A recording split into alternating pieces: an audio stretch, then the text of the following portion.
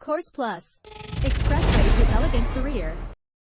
Bend, don't break. One thing that most people use as an excuse in giving up the control they need in their lives is other people. Other people get in the way. Other people make demands in their time so that they aren't able to achieve the things that they want to accomplish. Other people are responsible for the fact that they aren't able to get their lives organized and really take the reins. While it can be true that other people may pose interesting challenges when it comes to achieving our goals, the fact is that there is a difference between accommodating others and having healthy relationships versus bending over backwards to be a people pleaser and spending way too much time in doing so. People who master their destinies don't do it by kissing other people's backsides. They do it by putting their goals as top priority and achieving them by any means necessary.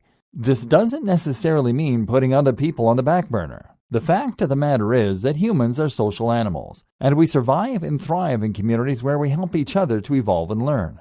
We work with people who rely on us, and if they find that we are willing to compromise ourselves for them, they will put us to work until we reach our limits. But many of us have a tendency to want to make everybody around us happy, and sometimes it means putting our own happiness on the line. It can seem impossible at times to please everybody around us, and the person who wants to focus on mastering their own destiny should take this as a lesson. It is impossible to make everybody happy. That is why it is most important to make sure that we are focusing on ourselves. This is not selfish. Actually, it is quite the opposite. When you are in an airplane that is crashing out of the sky, you're more likely to be able to help your elderly seatmate if you know to put your own oxygen mask on first. When we don't wear the oxygen mask, we can't effectively help those around us because we haven't taken care of ourselves first. This is a lesson that anybody with a tendency to people please should keep in mind. If we don't take care of ourselves, we will not provide ourselves with sufficient care. That can be dangerous and difficult for us to reconcile later, when we find we're so bogged down with the weight of other people's problems and expectations that we no longer know who we are anymore. The key to mastering your own destiny is in being able to let yourself have the freedom you need to say no. You can still be a social animal.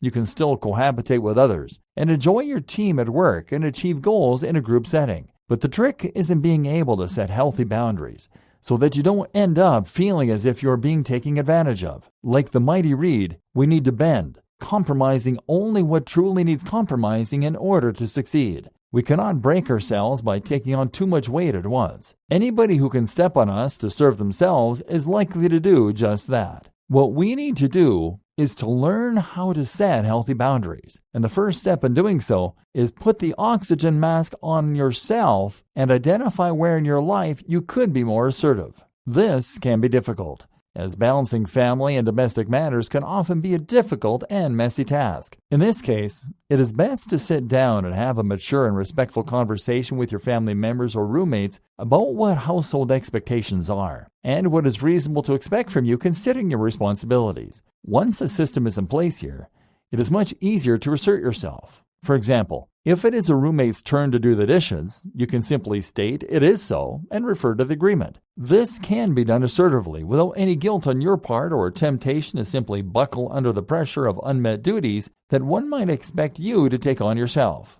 This is just one example of many. Being assertive may seem intimidating, but it is the most rewarding thing that you can do. Being assertive requires a firm understanding of your own boundaries and limitations. Make sure that you think carefully about what it is you're willing to do and what is too much for you.